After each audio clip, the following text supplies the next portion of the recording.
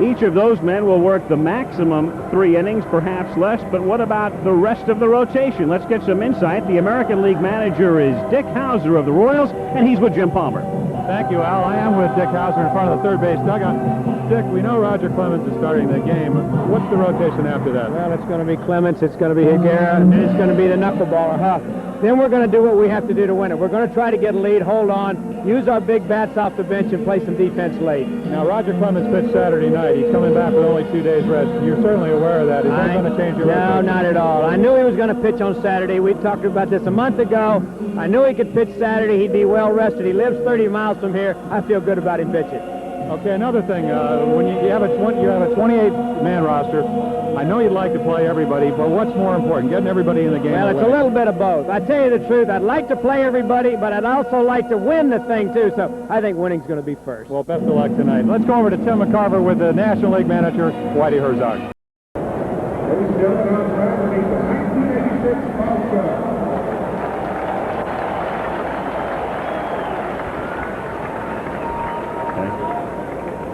Batting practice staff from the Kansas City Royals. Number 41, Mike Ferraro. Number 43, Gary Blaylock. Number 44, Jim Schaefer.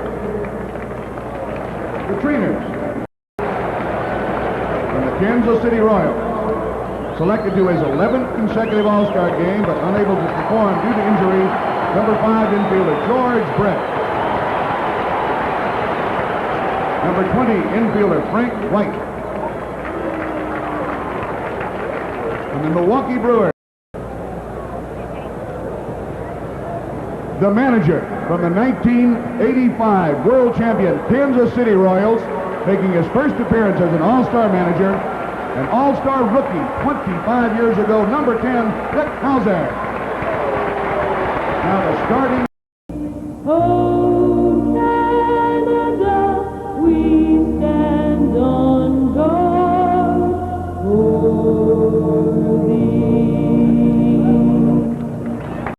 Now, the American League lineup again, Puckett with Henderson batting second, and then Boggs is starting in place of the injured George Brett, who had been elected by the fans. Ball 1 to Wade Boggs. Kind of an unusual, I think, ploy by Dick Howser, manager of the American League, leading off with Kirby Puckett. A familiar role for him, but I think most experts would agree that Ricky Henderson, the best leadoff man in baseball. Howser asked about that, basically felt they were interchangeable. They did a lot of the same things, and that Henderson was perhaps better suited for the number 2 spot. And there is Dick Howser, whose team is having its problems this year. And I don't have to tell you about the manager in the other dugout, Whitey Herzog, whose team is out of the race. Gooden gets a curveball up in the strike zone. 0-2, you want to get it down. Belt high. Second time he's seen that pitch, and he gets all of it. And you have to do that here in the Astrodome. No cheapies, as we talked about earlier. So a 2-out, a double by Winfield, a homer by Whitaker, and now Clemens chops it foul. And so much for pitching around Lou Whitaker as you look at his wife and kids. His daughter said, "I'm glad." I guess so. Yeah. So is Dick Howser and the whole American League bench. Then you kind of can that theory about pitching around the guy. Once you get that quick strike on him, and then he fouls the other one back. He's 0-2 in the hole. So you say, I'm going right after him. Get the curveball up just a little, and was an all-star. He gets Clemens, but a little late. After the homer by Whitaker, the American League leads 2-0.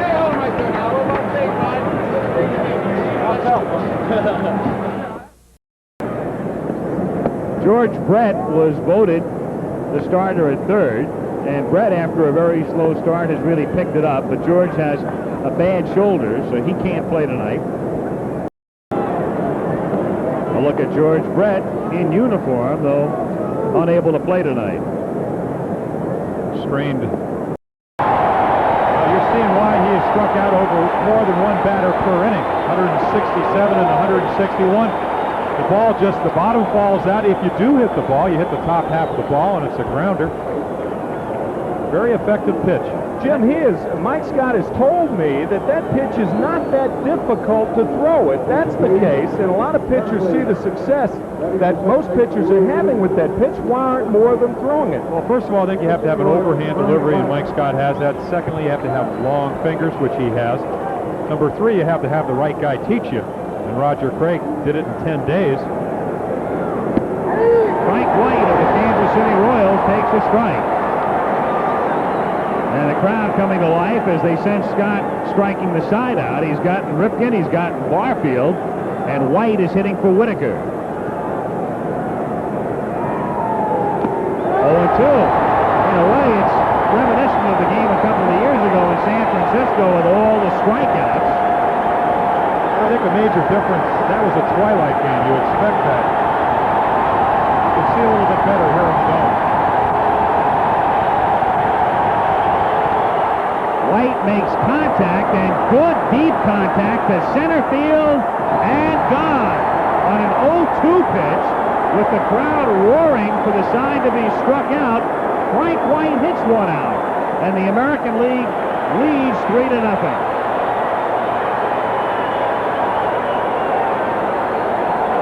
Frank White, who you'll recall was the cleanup hitter in the World Series for Kansas City last year. Well, we've seen 2 home runs tonight for the American League. They're both on 0-2 pitches. They're both what you would call mistakes. That was supposed to be one of those cut fastballs that didn't cut. A little bit too much of the plate. Frank White, as you said, has become a home run hitter. 22 last year, 10 already this year. Drills at the left center. Scoring summary now. Pretty brief. Dave Winfield, a 2-out double in the second, and then Lou Whitaker hit a home run to make it 2-0. And Frank White hit a 2-out 0-2 home run in the 7th inning, 3-0. The American League pitching has been brilliant, and Charlie Huff works on Chris Brown of the Giants in the bottom of the 8th inning. Meanwhile, Howser comes out to the mound. He's got Ossie in the bullpen and Dave Righetti. This is something a manager really doesn't want to do in an all-star game, go to the mound and get somebody, but he's got to do it here with Glenn Davis coming up. 3-2 American League. We'll be back.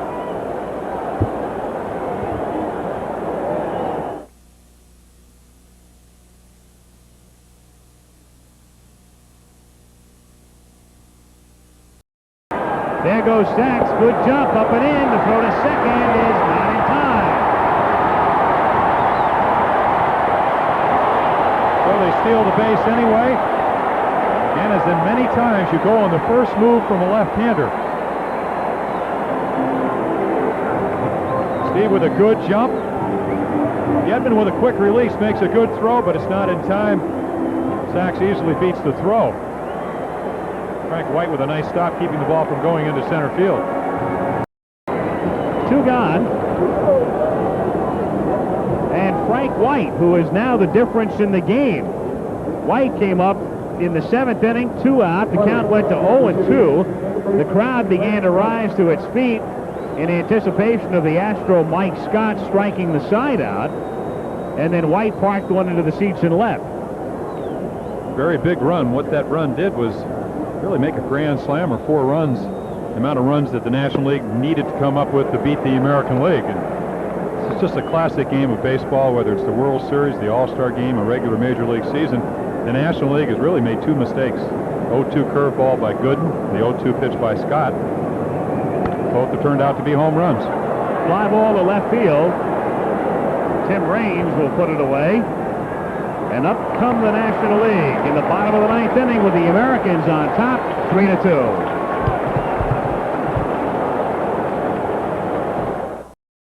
Very much. They don't want to win too badly, do they? Well, they can smell it now. Howser says, give me the right-hander, not Hernandez, who started in.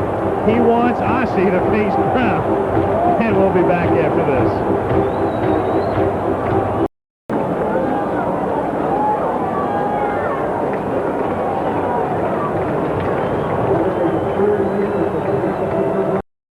Is a double play depth, and it's 1-0. So it'll be interesting on a ground ball.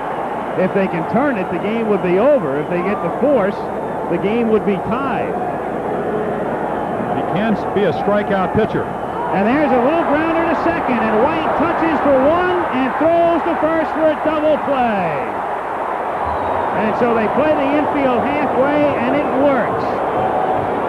With White throwing out Brown in the American League, and Dick Howser comes to Houston and wins an All-Star Game in a National League park for the first time in 24 years. Good ball game. Surely was a check swing by Chris Brown, and he hit the ball too hard towards second. Dick Howser gambling, and the double play worked. Easy double play for Frank White. Here it is one more time. Watch the check swing. Well, the reason for this, Timmy, is that a slider looks like a fastball. Brown thinks it's a fastball. Halfway commits himself. One of the best second basemen in baseball.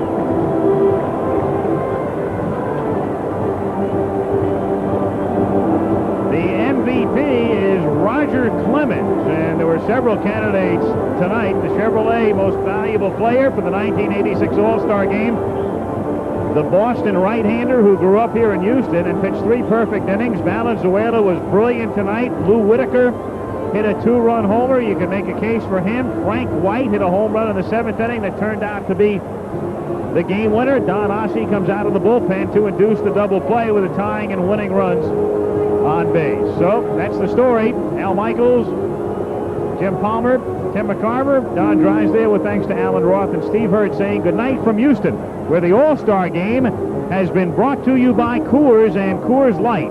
Beers with a difference worth tasting. By Chevrolet, who invites you to drive today's Chevy, live today's Chevy. By Goodyear. You either have Goodyear Eagles or you need them. And by United States Liberty Coins. Keep Liberty in mint condition with United States Liberty Coins. Again, the final score was the American League 3, the National League 2.